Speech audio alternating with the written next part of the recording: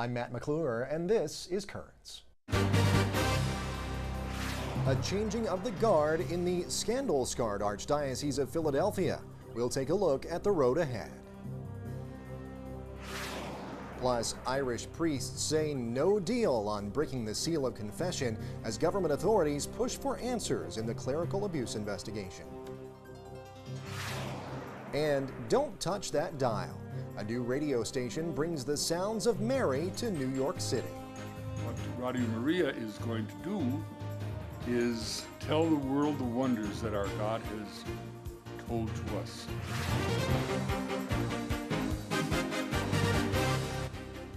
Well, good evening, and thanks so much for joining us tonight.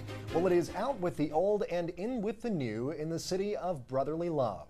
Pope Benedict XVI formally accepted the resignation of 76-year-old Cardinal Justin Regali and has appointed Denver Archbishop Chaput to succeed the head of the scandal-scarred archdiocese and take on the task of Principal Shepherd of Philadelphia. The appointment comes at a critical time as the archdiocese continues to reel from what many describe as the mismanagement of a long-simmering clergy sex abuse scandal. Now, back in March, Cardinal Regali placed 21 priests on administrative leave, some who were in active ministry at the time, following a grand jury report that claimed credible accusations of misconduct against 37 church officials. Well, on September the 8th, the day celebrated as the birthday of the Virgin Mary by the Catholic Church, Archbishop Chaput will be installed as the 9th Archbishop of Philadelphia. Joining me now by phone to discuss today's big announcement is Rocco Palmo. He is, of course, a Philly native, a renowned Vatican insider, and author of the blog Whispers in the Loggia. Rocco, thanks so much for joining us today. Really appreciate it.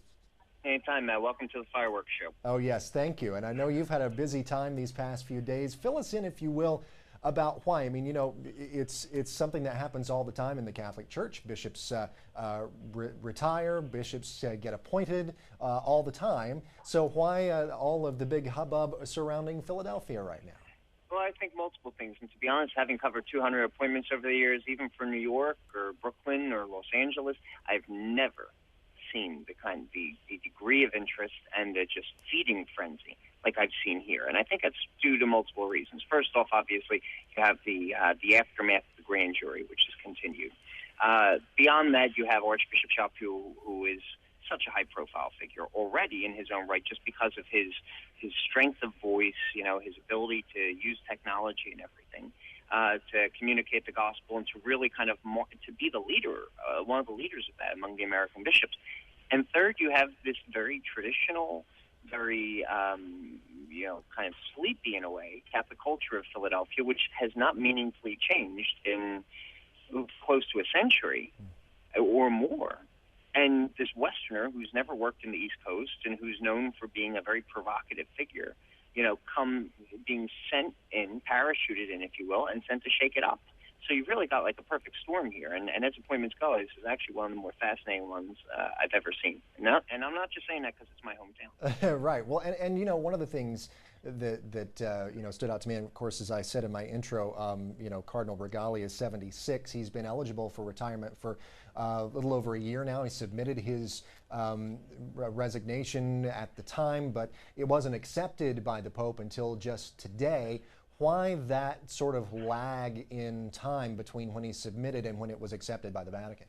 Well, normally, Matt, basically when a bishop sends his letter in on turning 75, the Vatican writes back and says, in essence, don't call us, we'll call you. I mean, right. For example, you know, provided you're in good health and you're still kind of good to function, they don't accept your resignation until your successor is located. I mean, for example, this morning, the Bishop of Savannah, who's actually in Georgia, who's a month older than Cardinal Regali, also had his resignation, you know, due to age accepted, and his successor was named. So the timetable isn't terribly far off, and I don't think people who are saying that, you know, well, the grand jury forced this or whatever. No, I think the grand jury had more of an impact on the choice which was made, but not necessarily the timing. So again, anyone saying that, you know, this is Regali's being pushed out or anything like that, no, this is just the natural way things run. But again, the choice, I think, kind of heightened the stakes here.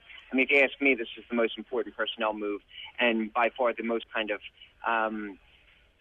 attention-grabbing major personnel move, outside of New York and Los Angeles, the Pope Benedict's made in the United States, because it's going to mark such a cultural shift.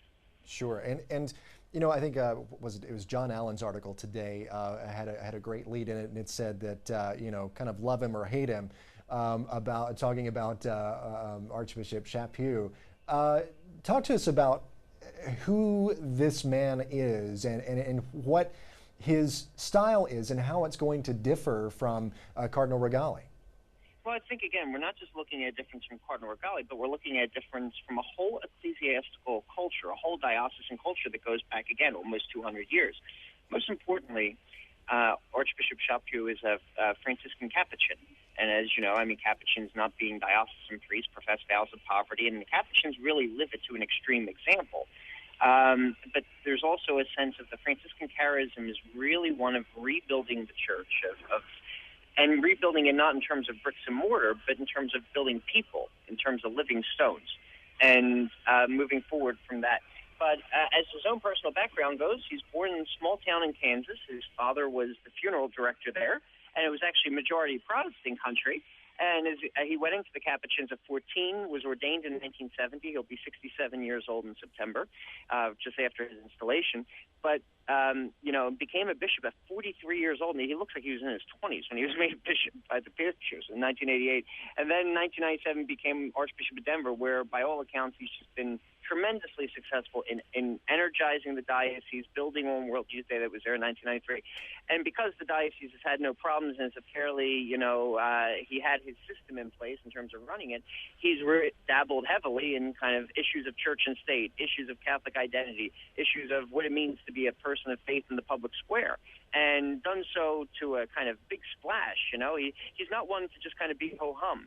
And aside from that, he's been a friend of mine for 15 years, so I know him incredibly well. And to be honest with you, I mean, at points it's been very emotional for me since I got word of this appointment. All right, well, we will continue, Rocco, so hang tight. We're going to take a quick time out here, but we'll be right back to continue our conversation. So hang in there, Rock, for me, all right? Beautiful, man. Thanks. All right, stay tuned. Rocco and I will continue our conversation on today's assignment of Archbishop Charles Chaput to the Archdiocese of Philadelphia. Stay with us. This is a new moment in the life of this local church, and so a time of great grace. I am confident that the people of the Archdiocese will welcome their new Archbishop with the warmth, affection, and respect that is so characteristic of the city of brotherly love.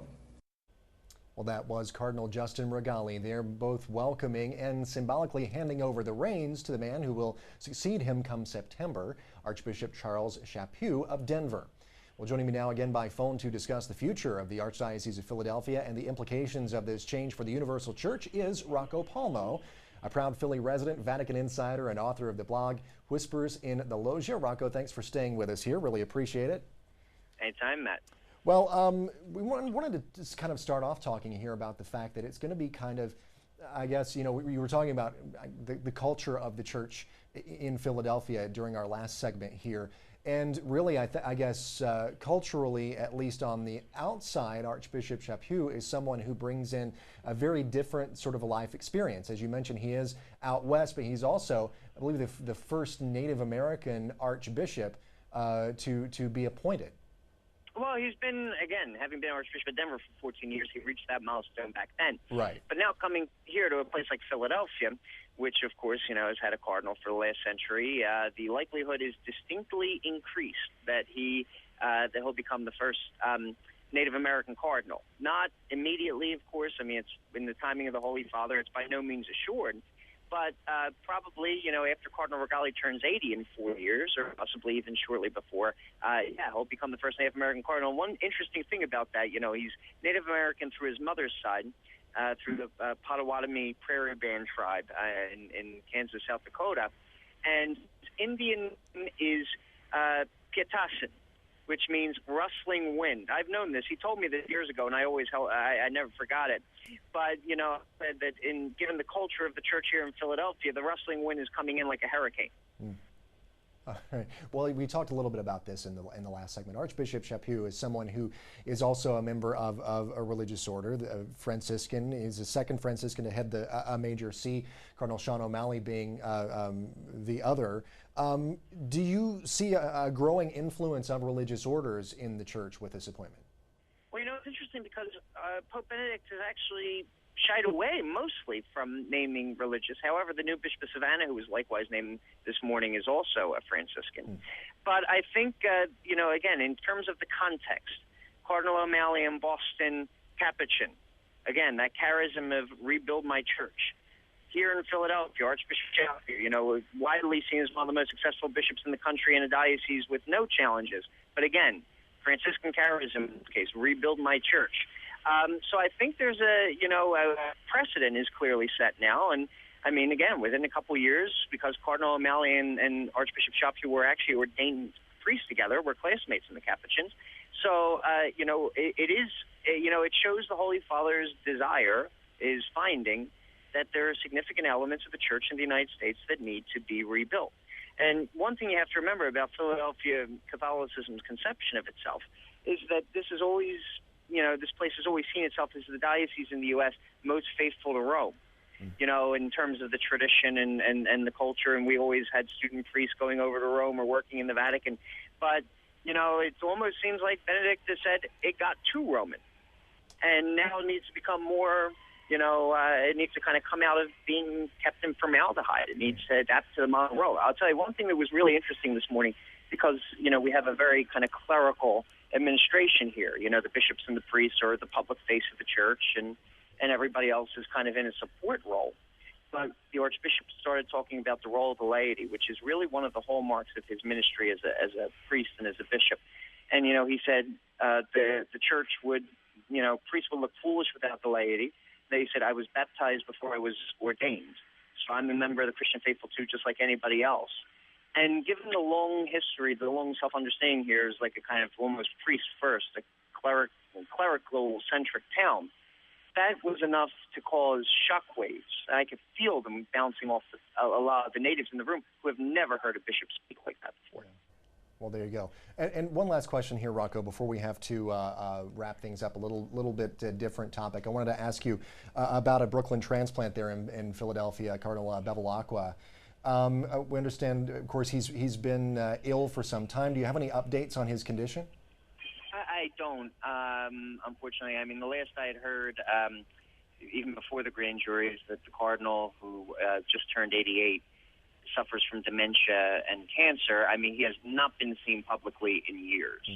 I mean, I grew up 20 years ago last week for the first time I met him as a kid. And the years since, I think, have been tough on him in terms of his health, in terms of his mind, but also in terms of, the disclosures of the grand jury as to how, cases were handled or mishandled and the suffering it caused. So it's, I think, for the fact that these two grand juries have covered multiple tenures, have covered the last three archbishops until now, this appointment turns a page. It turns a dramatic page. And, but it also gives the Archbishop a tremendous amount of goodwill, because people here, even people who aren't Catholic, identify themselves by what parish they're in. It's a lot like Brooklyn. And the church is really a part of our civic DNA, and I think everybody here wants it to succeed, but we've finally got a person who, can really kind of begin to rebuild that goodwill and restore that trust. But it's going to take all of us working together. So buckle up, get ready. It's going to be quite a ride.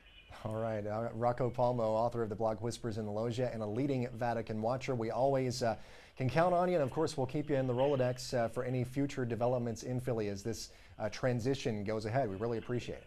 Anytime, Matt. Talk to you soon. All right. Well, stay tuned. There is a brand new lottery in town, and the grand prize is not millions of dollars, but a chance to say I do on a historic day. We'll have that story and the rest of the day's headlines next.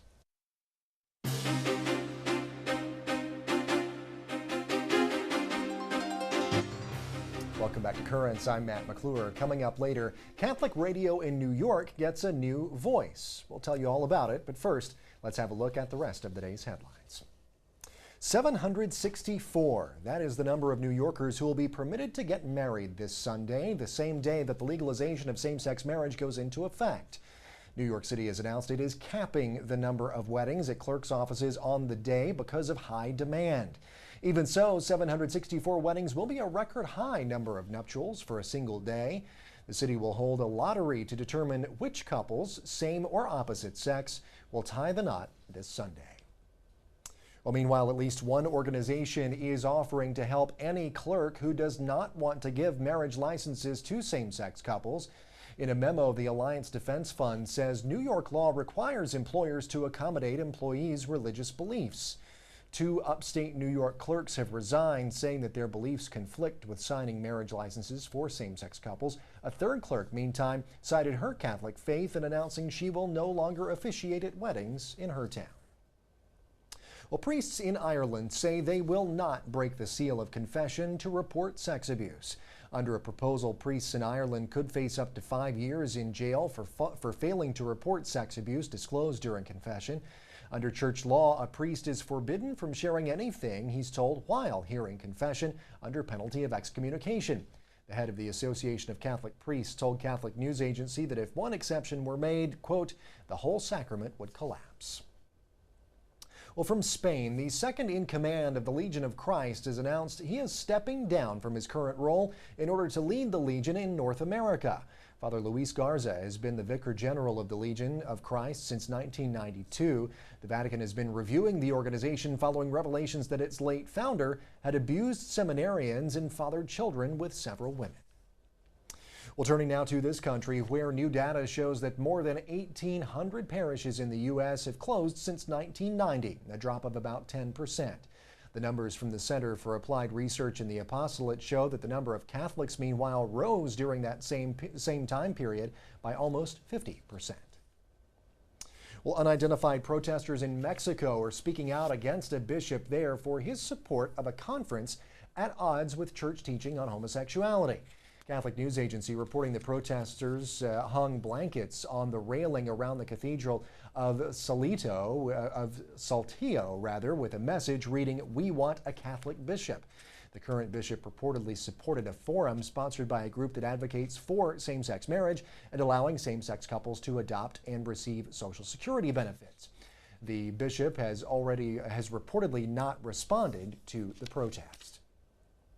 Well, meantime, Russian President Dmitry Medvedev has signed new requirements on abortion ads into law.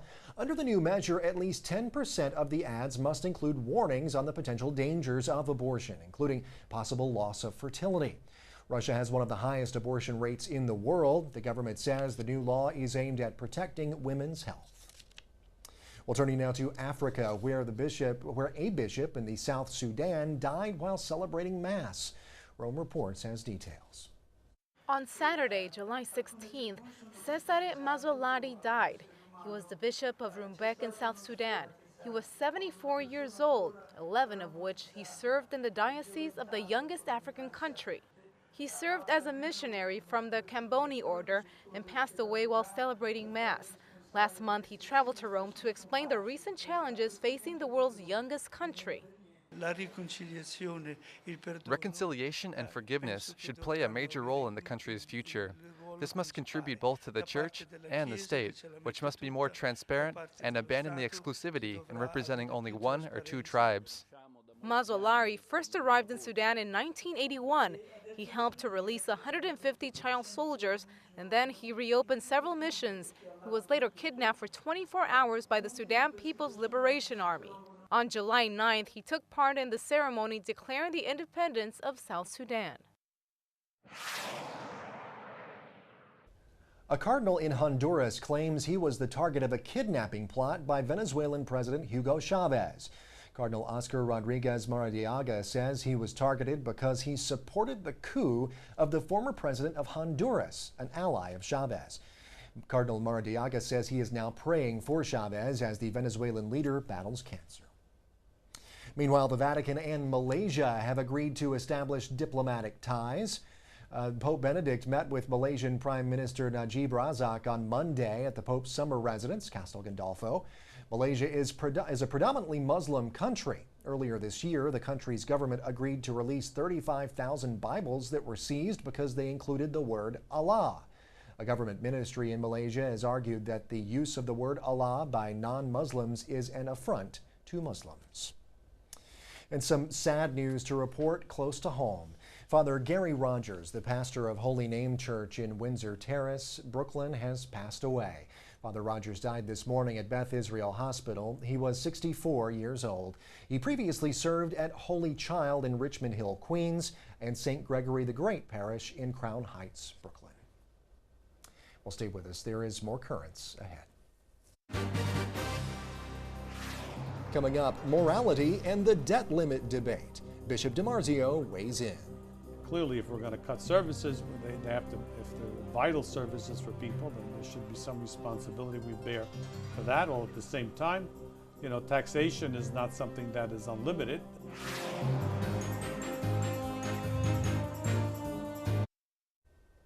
And finally tonight, there is a new station on your crowded radio dial fighting for your attention between the hard rock, hip hop, and those good old oldies classics. It is Radio Maria, or Radio Maria if you so prefer. And while the station cannot boast an extensive rock and roll lineup, it has a pretty impressive Marian playlist. What first began in Italy as a small parochial radio station that kept the local faithful there in the know about church activities has grown into a network of stations reaching nearly 60 countries across the globe. And now Radio Maria is filling the airwaves of New York City. This past Saturday, appropriately on the feast day of Our Lady of Mount Carmel, the newest studio to join the world family of Radio Maria Network was inaugurated and blessed. Notable figures and volunteers crowded into the Lower Manhattan studio to launch their campaign to get New York to listen to their Mother Mary that is, in both English and in Spanish. 3, 2, 1, 0. Viva Maria! Today, we inaugurated the studios of Radio Maria in the English language here in New York. Radio Maria has already, in the English language, has been here already for 10 years in the United States. And so we own 10 stations in Texas, Louisiana, Port Arthur, Ohio, but not in New York. So it's a big event. It's a big milestone. Finally, we have come to the center of the world, so to say. Here we are now on the second floor of the new studio for Radio Maria. We are to be evangelizing all the time. And what Radio Maria is going to do is repeat what has been revealed. Tell the world the wonders that our God has told to us. Somos Radio María, una sola radio, una sola misión. Radio Maria started from this little parish in the north of Italy. There was so not a strategy to do a worldwide project. It was the evidence of the people and the people that asked for it in their country. And little by little, this kind of experience brought Radio Maria in Africa, in Latin America, and so at the moment we have more or less 60 countries, and the result is a really big listening and enthusiasm of the people. Estás en sintonía con Radio María, una voz cristiana en su casa, transmitiendo para New York, New Jersey y Connecticut. My motivation is the people that listen to the radio station. Most of the listeners that we have is people that feel alone, old people that their family doesn't visit them. And when they call, they say, my companion is Radio Maria. When I listen to the programs, I can call and pray the rosary. Be in touch with the people, that's actually what make me come here every, 5 days a week and help this radio to grow. I congratulate all the supporters and all those who work with Radio Maria. You're doing the work of Jesus Christ, our Lord and Savior. Nothing could be better or more important, and Radio Maria will do it with style, with nobility, and with excellence. And as, of course, a nice little visual aid here. They gave us this handy-dandy little pamphlet with all kinds of information about Radio Maria in it. And WFAS 1230 AM is one of the places where you can hear Radio Maria. certain times during the day, and we'll post some more information about that online, so you'll have it right there in front of you as you browse the internet and look up things on the Currents website. I'll give you that information in just a moment. But for right now, that is it for this edition of Currents. Be sure and join us tomorrow. We're going to answer a pretty timely question in New York these days. What is marriage? Another question that you might want answered is, what is on next after Currents? Well, keep your finger off of that remote or that dial, because if it is Tuesday night, it is, yes, another new episode of Net's foodie favorite, Breaking Bread, and it's coming up right here at 8 o'clock, right after our show.